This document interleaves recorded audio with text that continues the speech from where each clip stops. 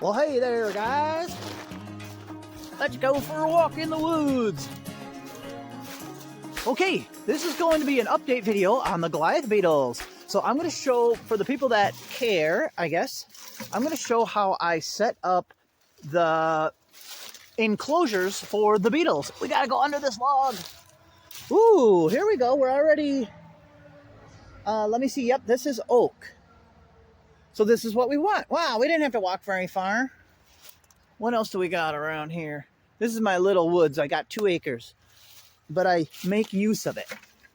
Okay, so yes, we need to set up enclosures for the Goliath beetles because they're becoming active.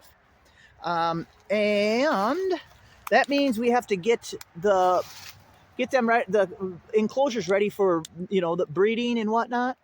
Let's see, do we want a little more brightness? There, we can see the wood better. Okay, so basically we need hardwood, a little bit of it, not a whole lot. I think we're gonna set up like four enclosures. Let me make sure this is oak. What is this, poplar?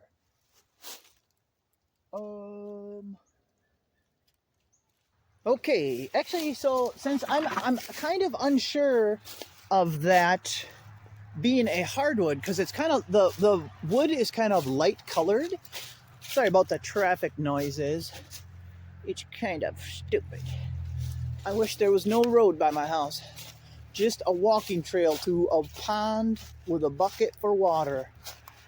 Just kidding. Okay, I do have some oak for sure. So the oak will usually be, a hardwood will be real kind of reddish in color. Let's see. Yeah, like this. So let me show you the difference. I'm going to grab some soft rotting wood too. There's some right over here.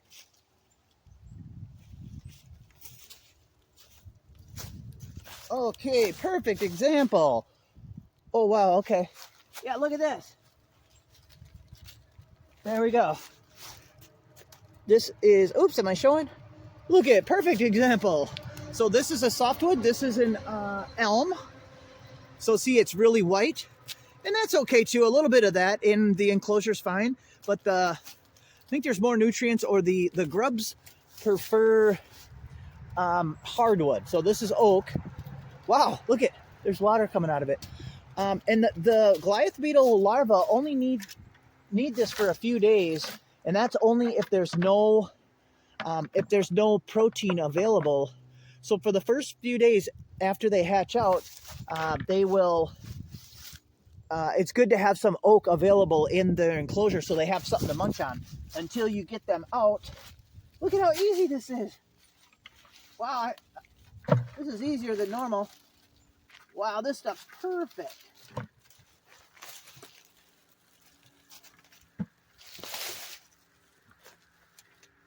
This, yeah, this has been sitting here for like 10 or 20 years rotting, so oak takes a long time to get this soft. Yeah, probably 20 years, maybe more. Maybe it's been 30 years. It's from when they logged, one time they came in and logged in my woods. Okay, let me grab some more, and I'm also gonna grab some harder chunks that aren't as broken down, and I'll explain why in a little bit when we're back by the house. Okay, here we are, we're back. Okay, can you guys see me? I'm probably cut off. I'm good at that. So here's what I do. Uh-oh, where did I put my gloves? Gloves. Glove world. Okay, now I got my gloves. Okay, so see, here's the big, I grabbed this big chunk of oak because it's kind of sturdier. It has, this is harder, so see, it didn't just crumble, which is good. Yeah, that's fine. So we want a few chunks of hard stuff, and luckily my life's gonna be easy this time. So what I do is oops, let's see, I should spin this.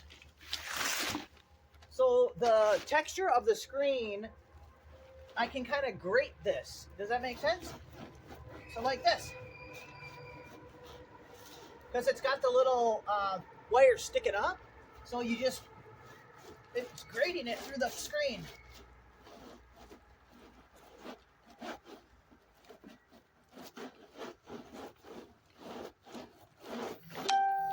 There, see, like that.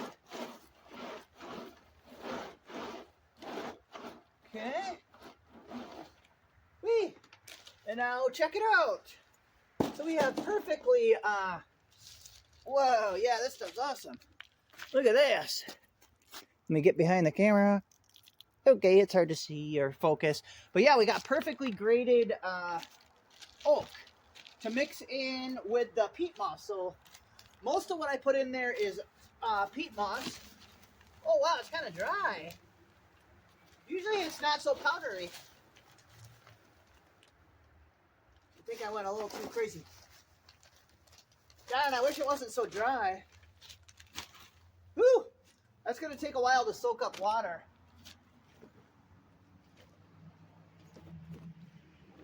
That's okay. Whew. Good thing I'm doing this outside. We're going to check on the beetles too, because a couple of the female beetles are becoming active. So we're gonna check on the ones that we uncovered, like the pupal cells that we uncovered last time, because we really need to get a male. So I'm hoping to have a male today. So because I have 5 females. So basically what we're gonna do then, I'll finish grading this off camera, but we're just gonna add, we're just gonna add a bunch of this in with each one. There's no correct, perfect amount, but as long as, I'd say, as long as you got a few big handfuls. So that pile that we made, I'd probably put that much in one bin, and then you mix it up, and then I'll bring you. Well, let's see. Let's check out this.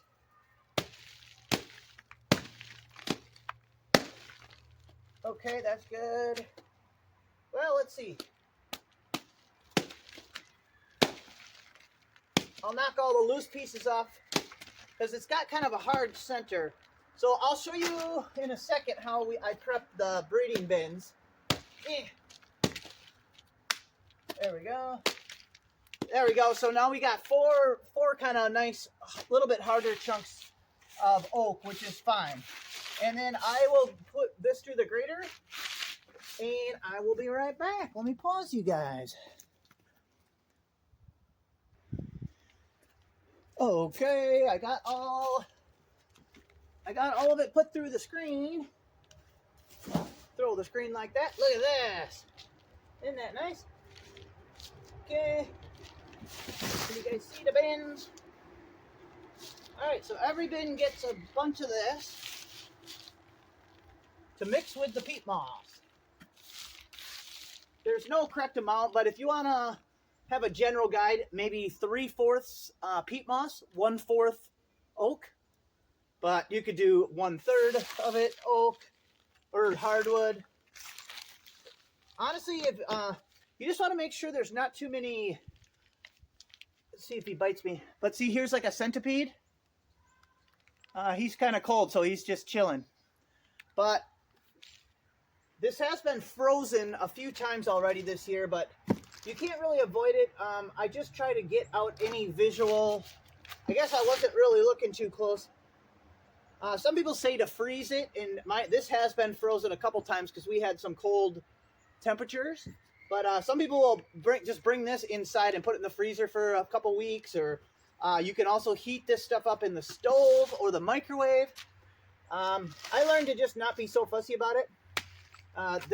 You just don't want any predatory insects getting in there that will eat your eggs. There'll probably be some mites, which can live alongside the adults just fine.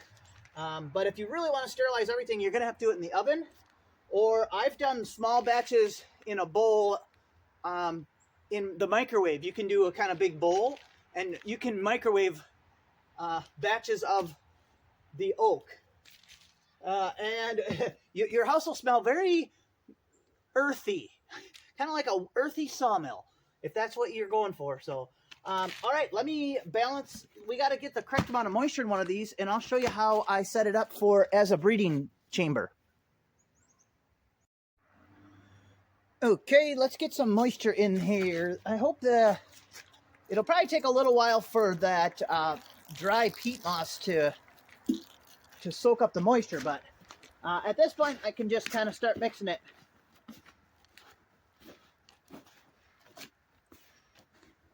Yeah, that's some really dry peat moss. Probably because it was like, this is out of season now for the peat moss. I didn't even think they had it. They still had a pallet at Menards sitting outside. It's just really dried out.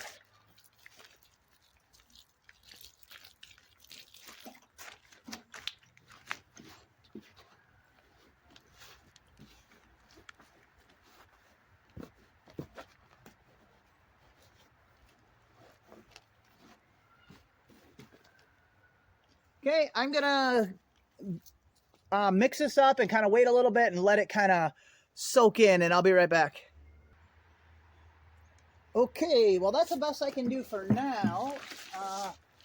I'll probably reassess the moisture in the substrate before the females start laying eggs, but I'll show you. So right now it'll clump, but fall apart kind of easy like this. But like I said, this isn't completely absorbed, so it'll change. It'll probably change by tomorrow. But see, and I can't get water out of it. You don't want to be able to squeeze water out of it, but it stays clumped for a little bit and then kind of breaks apart. So right now this looks great, but I think once it all equalizes out in there and stuff, it might feel a little different. But I'll just show you what I do. So for the breeding chamber, or the egg laying chamber, what I do is I take a little bit out, a couple big handfuls out. Yeah, probably like that. And then, so I'd say like 3/4 of it, you smash it down really tight, like this. And honestly, best case scenario, I don't want to have so much soil to sift through for eggs this time, but it should almost be a little deeper even. But people say they'll lay them even in a small amount. So this is only, I'm kind of doing an experiment with a little less than normal. So I'd say this is only like 3.5 inches, maybe 4 inches deep of the compacted. What's this? Arrowhead? Can you imagine? So smash it down really good. Ooh, yeah. And that, I guess, probably mimics the like hard pack layer under the loose soil in Africa, you know. And then the reason we have these is we'll take, well, let's see, should we just take 1 or 2? This one I'll do 2. Let's see, I should have kind of dug them in a little. So down by the hard pack, we want to smash in a couple of the harder pieces of oak like that. And kind of work them down in there a little bit, because I think the females, the smell of the oak will actually trigger the females to get into egg laying mode, because they do want to lay their eggs near hardwood. I think in the wild maybe they do it near hardwood stumps, like rotting stumps, and they dig down by the roots of the stump until they feel like hard parts where there's roots still in the ground, and they like to lay their eggs near here or underneath even, because they want the larva to have something to feed on right when it comes out, in case it can't find any bugs or insects or something to eat. And another reason is probably because there's a lot of other things that the grubs can prey on, like, because they're predators. So the grubs will start hunting other bugs in the wild, you know, that are feeding on the rotting wood. So I think that's why they do that. So this will trigger her to want to lay the eggs down in here. And then on top, you can just do the loose layer. So that's another 2 inches probably. And just give it a gentle pack down so she can make tunnels, because she'll make tunnels and use them. You know, you'll see her peeking out of her tunnel, and then she'll go back down. And then very important is what you do on the top. Let's see, what can we do? They love to be above the ground. So they actually don't spend as much time hiding as you would think they would. You think they would just go under, like, let's say you have this in there, which you do want. You think it would just they would crawl under and hide in there? They don't, though. They would rather be sitting up on something that's elevated. So, but the reason we put sticks and stuff in like this is because they're kind of apt to flip over like a turtle, and they can't get in like a scenario like this. They can't flip themselves over sometimes. They'll just be reaching around, and they can actually exhaust themselves and die. So if they're upside down for a day or two and you don't notice, they will just move their legs until they're so exhausted that they die. But so you always give them stuff to grab onto. As long as there's little chunks of stuff in here like this, that's a perfect setup. If they fall over anywhere in here, they'll be able to swing and grab their leg on something. I even see all these scratches here? I took a screw and I go in circles around the edge of the whole bin. There's scratches in the plastic, and they can hook their little claw right onto it, and that'll help them flip over. So you do whatever you can so they do not flip over. And let's see, we could grab a couple oak leaves. We got some right here. The little grubs will appreciate oak leaves too if they get down in there. The grubs, yeah, you could use rotting leaves as instead of the hardwood, or also alongside the hardwood, you could do some rotting leaves. I get it, these aren't rotting, but they'll look nice, and if the beetle does want to hide, that will be fine. So there you go, and then we'll be putting the beetles in here, so I'll show you the lid that I made. So let me set the other three up, and then we'll go inside and do the fun part. We get to check on the beetles. All right. Hopefully the lighting's okay. We're back up here in my house. Sorry about the background noise. My 3D printer's running. If you watched the last video about the seed logs, I'm printing more molds for people, for subscribers. So that's why it's running 24/7, so I can't help it. All right, we got this up. Can you guys see in there good? And look, remember this from the last video? I can tell the beetles have been wandering around in here. Look at, they're screwing up their own. They even moved their popsicle sticks. Oh, well, sometimes I like to keep track of when they went down to build their pupil cells. Oh, yeah, they're active now. Wow, yeah. Oh, yeah, look at how active she is. Oh, goodness. Okay, come on. Oh, yeah, oh, gosh. Uh-oh, I'm getting hooked already. Oh, yeah, she's very active. Okay, let's take a look at some of these. I might as well put them in my hand. Ow, it's super sharp. Oh, God, she's got me. Ow.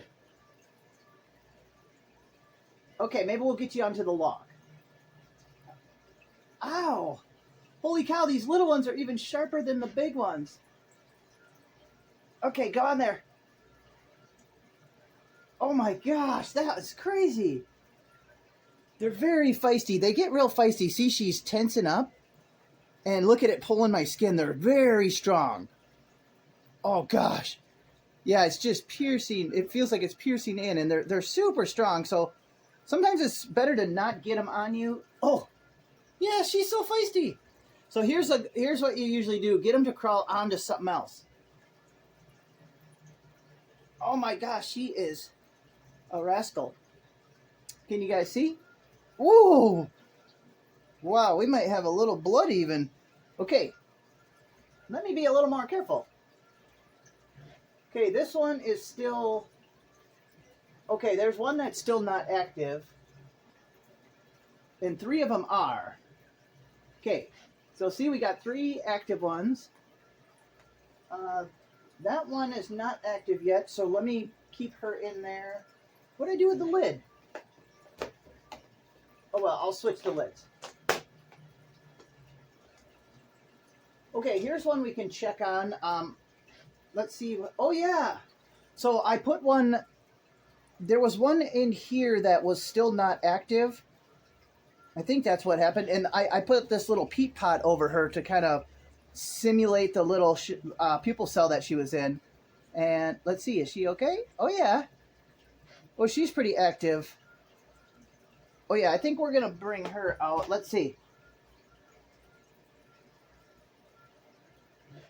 Are you ready, ma'am? Are you ready for the thumbnail, ma'am? Okay, yeah, she's about ready, so that's fine. There's just one that's really lethargic, so we're gonna let her rest a little while longer. Okay, oh, duh! Is that one I just took out? See, she's upside down like a derp. But see, they have plenty of stuff to hook onto. Here. There. We gotta...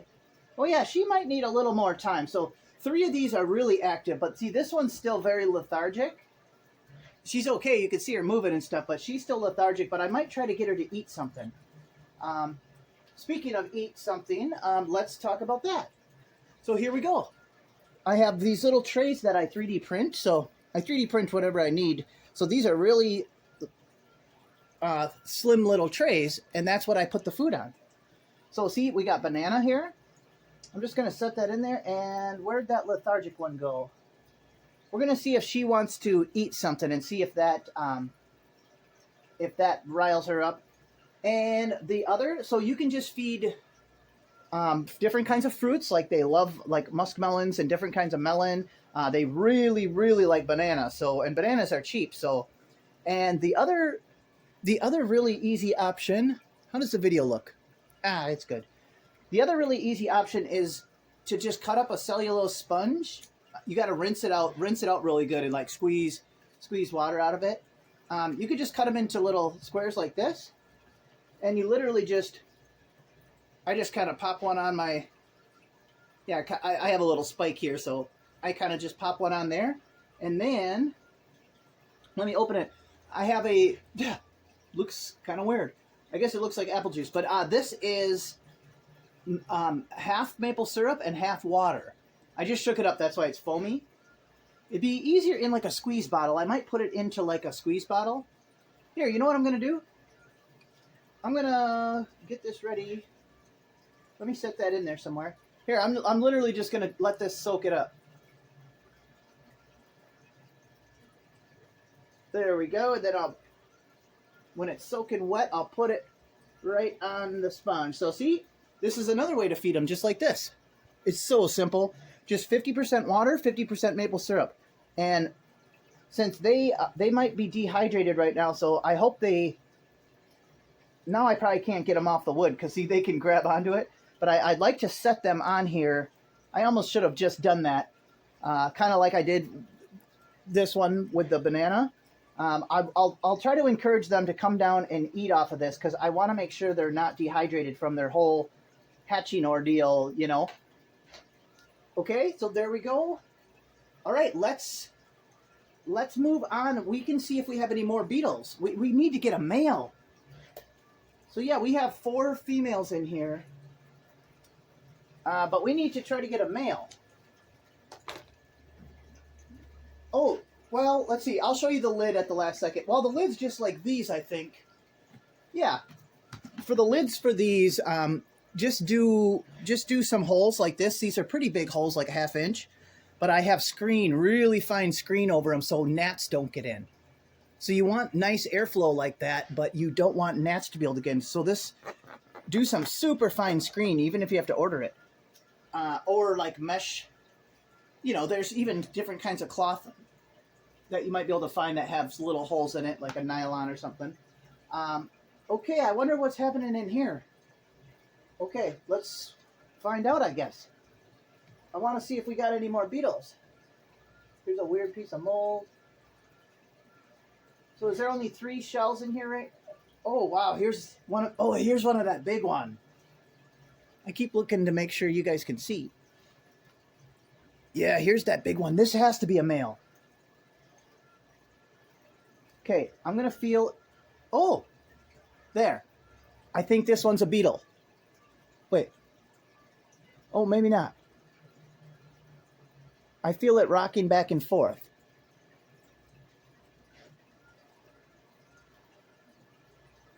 Oh, okay, this one is not... This one is still a pupa. Let me just keep rocking it. Yep, this one's not ready. Okay, so that one's going to bury again. Let's check on this one. Oh yeah, this one I might have poked a hole in. I did. Oh, yes! This is awesome. So this one was I peeked in there, and it was still a pupa, but I noticed it was a male pupa, so I was really happy. So I put a peat pot over it like this, so you can use a half of a peat pot to kind of keep like extra dirt from getting in there. So see, this one's already got a hole in here. Let me get up and see if, let me see if I can get it to focus. Would that be nice? Hey, I did it. Hey, I better take advantage of this. This is a male, guys. It's a little male, which is good because sometimes the size, it's good to have about the same size. It's good to have the same size beetles for mating, because a super huge male might have trouble breeding with my my small females. Oh, I'm so happy. I hope he's okay. Is he okay? Oh yeah. Oh yeah. Yep. He's okay. All right. Oh, cool. Oh, good. His wings are tucked. Let's see. Oh yeah, he's still very dormant. Yep, he's just barely. Let's see. Is he okay? Yeah, he must have just had molted, because he's very. He almost looks dead, but he is. Oh yeah, he's moving.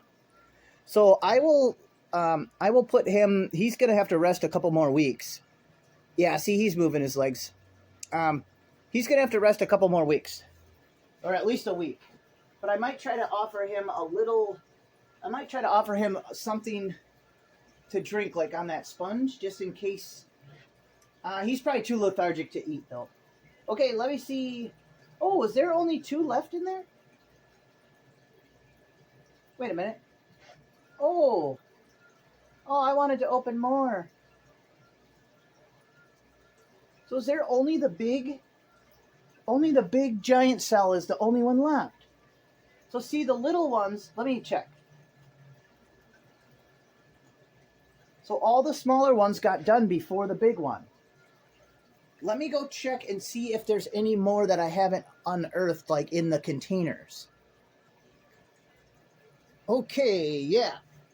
So, oh yeah, that male, that I was a little worried he was so lethargic. I took him into the bathroom and I sprinkled water on him, like I splashed him, because the peat moss was kind of dry, and he started moving around like crazy, and he even arched up and kind of put his head down. So I put more water on him, and that will drip down to the end of his head, and he can suck up some water if he needs it.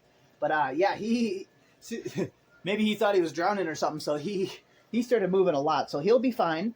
So basically, we're only going to have about 5 females, or 6. 5 or 6 females, and then the small male, and then hopefully we're going to get that big male. So that will be awesome. So these guys are going to be happy. I can't move them, but hopefully I might try to get them off and get them to go on the food. Maybe I'm not sure. I got to do some kind of thumbnail. I might put them all on my hand for a thumbnail, but that'll be difficult. Oh yeah, maybe I'll do that, and then when they're done, when I'm done with the thumbnail, I can set them all on the food dishes. So that's probably what I'll do. So, all right. Oh yeah, and then my setups, I would just cap them off like this.